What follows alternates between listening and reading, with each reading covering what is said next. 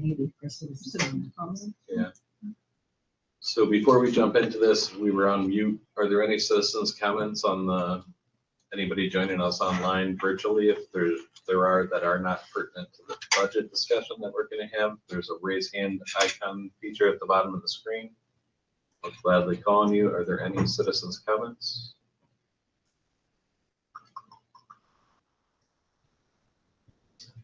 All right, I don't see any still, so we'll move on from there. So we're into the budget discussion, which is approve, sign the warning of the budget. So we have what the warning would look like for the voters that we agreed to on Monday evening that we're sharing on the screen. So Article 1, which would read, shall the voters of Springfield Town School District approve the school budget to spend $39,496,702.00, which is the amount the school board is determined to be necessary for the ensuing fiscal year.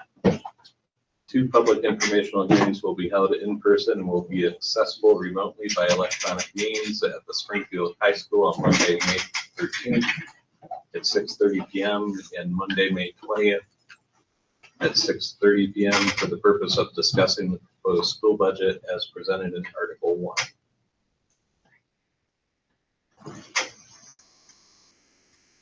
And yeah. Is there a motion to approve the warning as presented? Steve made a motion, he seconded. Any discussion around the warning or article?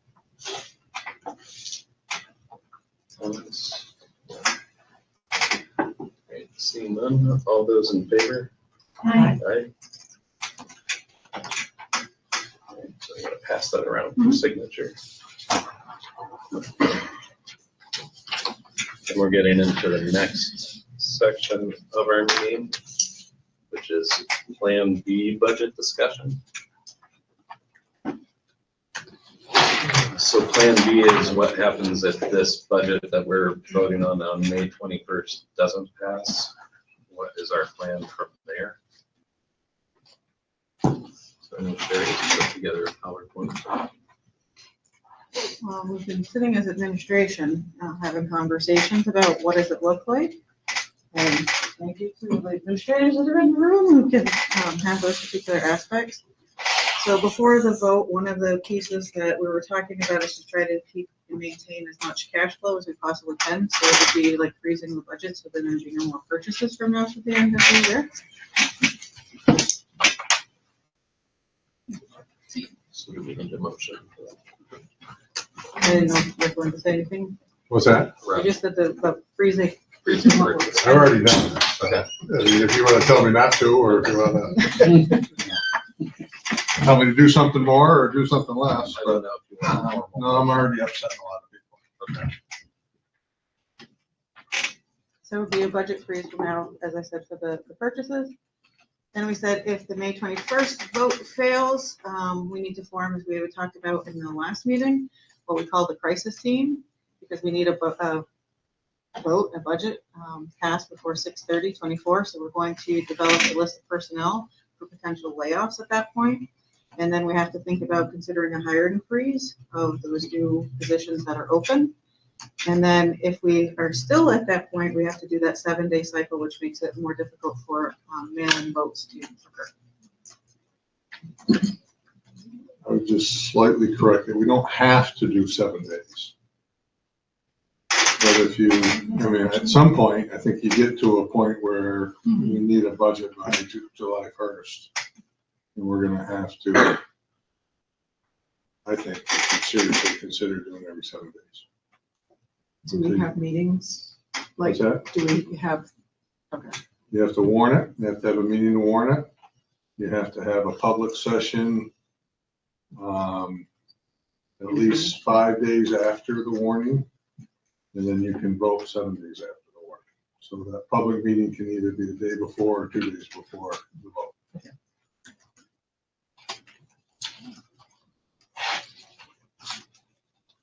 How would that, thinking about people and the habits they form, everybody usually votes on a Tuesday. We're doing 7 daes. That that doesn't add up, does it? That's why we said set up a cycle. It was, you could still vote every Tuesday, every day, Okay. you know, for 2 or 3 weeks. So it means we'd have a warn meeting one Tuesday, an information meeting the following Monday, and then you'd vote the following Tuesday, the next day after. After the information. It's a good, you know, Troy actually got a good point, you know, so if you're gonna vote on Tuesday, you're not gonna know till Wednesday. We'd have to schedule a school board meeting for like 9 PM that Tuesday. Yeah. So it's not out of the question. I just was trying to figure out the timing, because I think it will confuse people if the vote's on a Wednesday or Thursday. But you know, the tough thing is that, you know, Barbie just left, but I mean, I'm not saying you can't do absentees, but very difficult. Get them mailed out and get them back. You know, it'd be tough. Doesn't mean they can't still pick them up at the town office, so they can still go pick up. Right, no, I think you could, you know, theoretically, you could vote early. Yeah. But, I mean, that's something for the team to figure out. I haven't been in that. I haven't been in this position before, so, you know, I'm in somewhat of uncharted waters myself. So maybe that's something to talk about in the crisis team. Right. Yep. Yeah, that's why I had to just sort of roll it on. Yep. Do we form the crisis team ahead of that meeting so that we can convene pretty quickly after? I mean, ahead of the vote. I mean, you guys are forming the crisis team now, right? So We have an that's, administrator from each of the buildings, and we would like 1 to 2 of the board members to be part of the committee, so if you can give us. Choose 2. So we can have that. So if it's the old Robert's rules, if it's the board's committee, which I think it is, and if there's gonna be members of the board on there, then ultimately it's the chair's decision who sits on that committee. But I don't mean to put it all on your shoulders, but, no, that's fine. you know, it's the chair's responsibility to constitute that committee. So I will constitute the crisis team. And I will sit as one of the board members on the crisis team with an administrator from each building, Sherry and myself. and who's my volunteer from the remaining 3. Steve. Sherry and myself. Okay. Anyone else we want on the crisis team? Depending on how deep you cut, you might want to have like James Dagner or Rich Sayback, depending on where we're going. Okay. For advising anyone. Yeah, with family and Rich as well. Okay. All those in form, yeah, is there a motion to form the crisis team? Then do I need that? No. Yeah, well, you got the power. I got the power. Haven't formed a board before. All right. Next. So then if we do not have a budget on July 1st, we started thinking about suspending, again, what we have from our budget that we have to make sure that based on EQS standards that we have the teaching positions and all those other aspects of it. Right now, we had to think about what are those things that are not mandatory, governed by the state that we have to provide. One of them is transportation. Some of the other aspects of it, again, goes into the athletics. It's not a threat. It's just they're all the other things that are necessarily, they're great experiential pieces that we need to have, but unfortunately, we're cutting into the bone and the marrow at that point, from what we're getting from the state. So then we were thinking about what does that look like for summer activities? So then all summer activities would be suspended. Again, that would be only any general education pieces. We cannot suspend ESY because those are dictated to us and mandated. Again, we have the 21st Century, which is grant funded, so we can actually tap into that so we can continue some of those support services. Can you just explain what ESY is? Extended year services for students that would regress in their learning over the summer that are on individual education plans. And then there have been some busing pieces, especially hither and yon, for those particular aspects during the summer. We have to suspend those particular transportation pieces, which sometimes has a detriment to the families to getting them to services. So it's a kind of a catch-22 there. Then we thought about all extracurricular activities being suspended, which could be effective 7/1, which means that we'd have to do fundraising, change the pieces at the gate. If you're talking about continuing some of those sports pieces and doing a lot of the volunteer aspect of it and trying to fundraise to help support them. Because those are all still funded positions under co-curricular on page 48 of the collective bargaining, if you want to practice. Okay. Did I miss anything, Rick? No, the one thing that I thought of coming up here, walking up here, we can clearly cut back on maintenance. Buildings will be dirty, they won't be clean, but those aren't technically mandated by the state. I was just trying to think of all the things that are not mandated.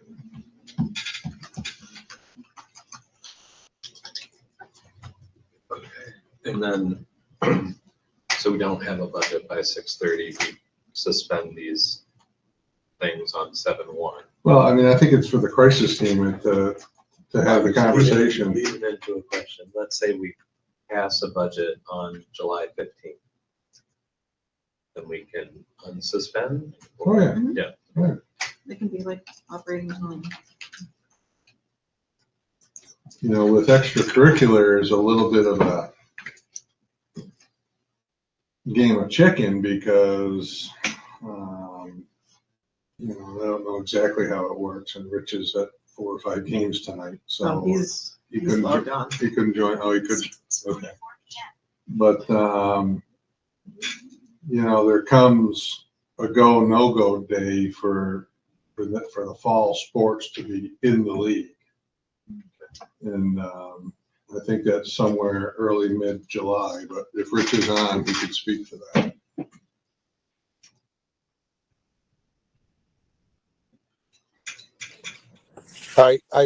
I just logged. I'm in my truck in a parking lot at Robinson Field, in a very full parking lot, which is great to see all these fields in use. We would have to decide, and I have not talked to coaches yet, but I've talked to a few students about things we could do, but we would have to decide for the league reasons. Those schools have to get games. It's happened to us where you lose a couple games, it's hard to replace them. So you want to give them every opportunity they can to replace you on their schedule. Okay. But if we can find ways to operate, without come up with too many ideas this very second, we can stay, we're in the BPA, we're in the league, all that stuff can happen. We're just going to have to put our thinking hats on to stay active and stay afloat until then. But I'd rather not pull out of the league. It's not a good look. That's the bottom line. Thanks, Rich. Any other questions on this slide? Comments? Stand up, dress, what do I do? So my name is Tammy Stagner. I'm the director of the Summer Days and All for One program that is on the chopping block, so to speak. And I just have to say that I'm a little concerned about it being on the chopping block because we are not on the school budget. We do have, we are self-sustaining. I've been in the position of director for 28 years, and we've sustained the program through state subsidies and grants, federal and state, local donations and parent fees. And I was a little taken aback that it got put on up for discussion to suspend the program when it is a self-sustaining program.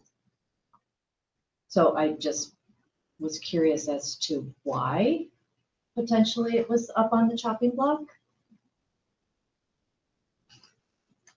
Well, I wouldn't consider it a chopping block to begin with. No, I don't either, but it says must be self-sufficient. So if you're telling me it's self-sufficient, then meets the criteria. Right, I mean, it's, the reason it was first considered is because, as I said at the last meeting, we need to preserve cash. And as long as you've got something, and, you know, Rich talked about athletics, fundraising, you know, not using the district cash. And as I told Tammy, that, you know, as long as we're not dipping into the district's cash, and she's self-sufficient, I don't see why it's much different than the athletic program. But it has, you have to be aware of it. Yep. And there is a little more complications to it. You know, with all the staff that we had in that program, if we're laying off some others and we're not some, and, you know, everything needs to be considered. So for the district, that's a cash flow issue. Right. Can you speak up, please? Because you also have to, as Rick was saying, look at the collective bargaining agreements. And I can tell you what page. You have to just be cognizant of who's hired, what they do, especially in summer.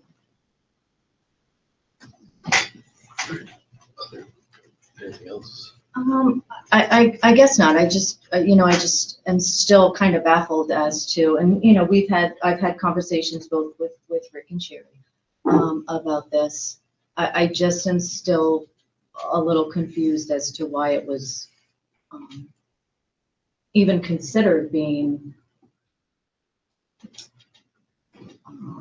suspended because of the self-sufficiency of the program. And I understand the collective bargaining issues and I understand the cash flow issues, but, you know, we far exceed what we expend. And, you know, we have, you know, I understand there was some comments about wastewater and maintenance and, you know, other building expenses that go into operating a program outside of the school time. And, you know, if that be the case, then maybe we need to help fund that in some sort of way. But again, we have given back to the school district through many, many projects that we have done. You know, the outdoor classroom at Riverside Middle School, the stairs at Riverside Middle School. We've put outlets in cafeterias. We've pretty much outfitted Union Street and Elm Hills physical education closet. So, you know, if I need to be thinking about moving cash flow around to help sustain water, sewer, and maintenance, then that's something that I need to think about doing as opposed to helping build maintenance facilities or outdoor classrooms or things like that. So I guess, you know, I need to have that conversation and that needs to be put into my budget. And I need to think about that. I hadn't even thought about the operating cost of your program over the summer, so, you know. And it gets complicated. Everything is intertwined. I mean, we don't have a busing contract. I'm not saying you can't go out and get a bus from Joe Bus Company. Mm-hmm. I don't know if Butler's going to come down here and give you a bus if we don't have a contract. I mean, there's so many things. Right. And you know, you got to consider.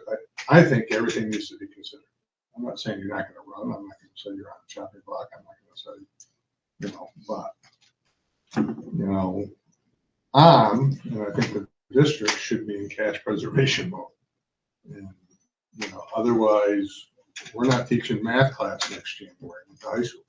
You know, I mean, it's just, you know, I understand that, but it's not because All for One is I gotta operating, figure you're out not all going to that. teach a math class. What's that? It's not because All for One is operating, you're not going to teach a math class.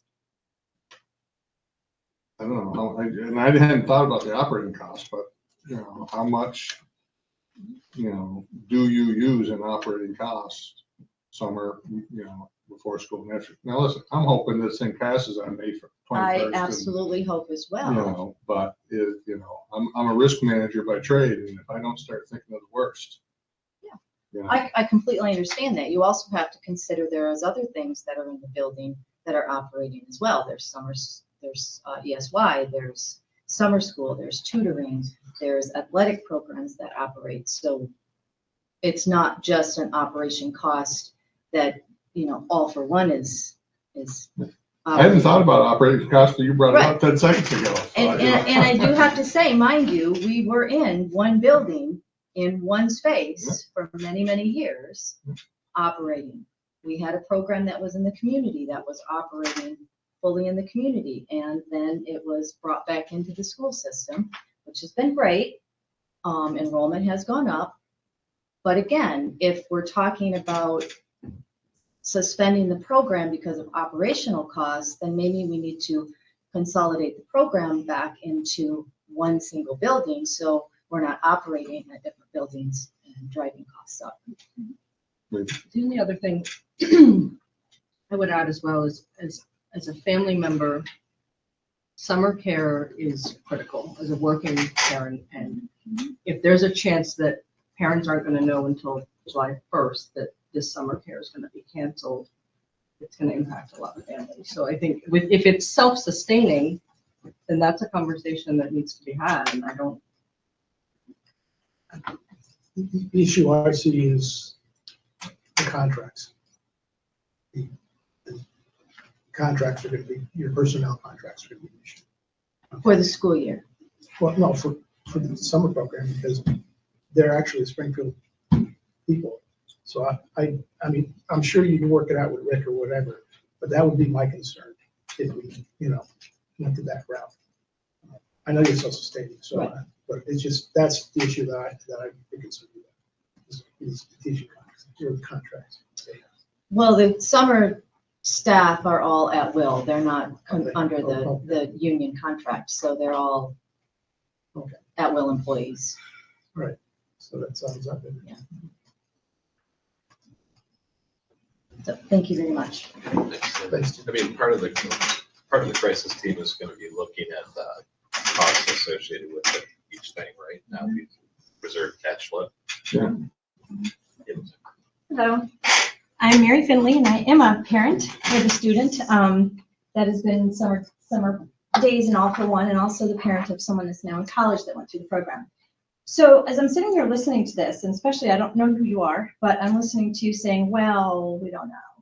To me, it's a really big scare tactic, and I think it probably will work to get maybe 100 votes. But I think it's absolutely ridiculous that this program would even be considered, because the school has to be open and running. Whatever maintenance, like I will donate water for these kids. They will not drink the water, okay? I can make sure they have water. We'll make sure they have hand sanitizer. Okay, now I don't know about you all, but my third grader doesn't flush the toilet at home, so I don't think sewage is an issue. So I really sit here confounded by this, really confounded by a self-sustaining program that is dealing with kids that started COVID. My son started COVID in kindergarten and went 2 days a week. These kids are socially and emotionally so far behind the game. This program gives them so much more than you will ever know. And us parents are sitting here. You're going to have 100 families at least in this town, and I would say 80% of them are going to have to quit their jobs. There's nothing left. Y Camp is booked.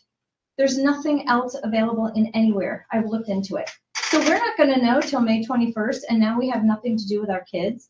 And to put this program on the chopping block is ridiculous, because the school is going to be open. They're outside most of the time. You will not get a more dedicated group of people than the people that run this program. And they're not paying me to be here.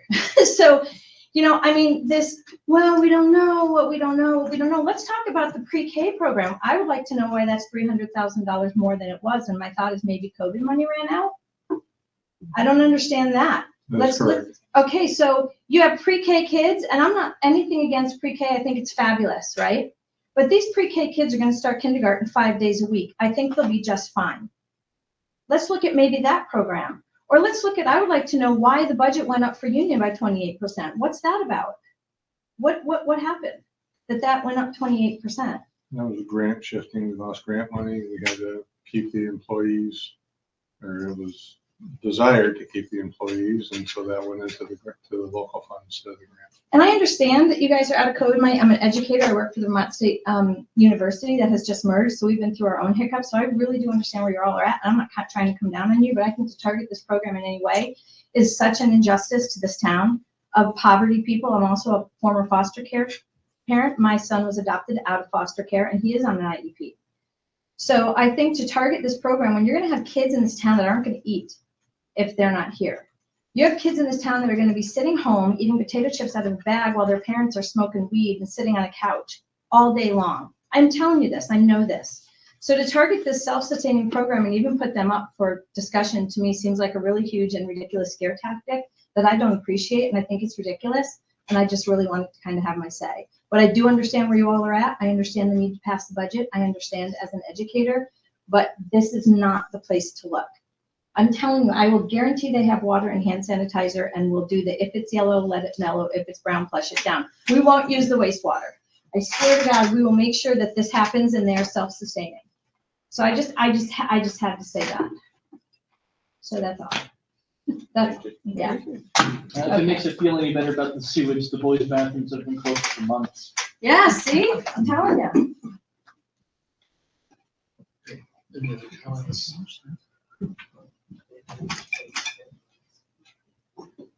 Was there anything else with Plan B? No, we just need to grace the team, which thank you. Anything else from the board? I think it's just, to wrap it up, we gotta, I don't think anybody or anybody sitting here thinks anything that we're gonna lose is not important. And I know there's lots of you, I know there's lots of people online that are gonna work their butts off to get this budget passed. And I'm an optimist and I really hope we can do it. And this will just be something we forget.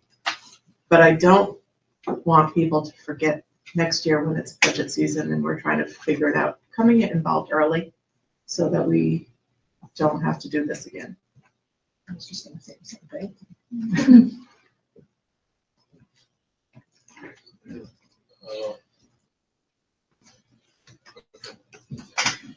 I mean, nobody wants to have anything cut on there, right? Like cutting summer days is horrible. I agree that it's great for kids to have someplace to go. I don't want to see it go. We'll have to figure out what that does for operating costs and cash flow.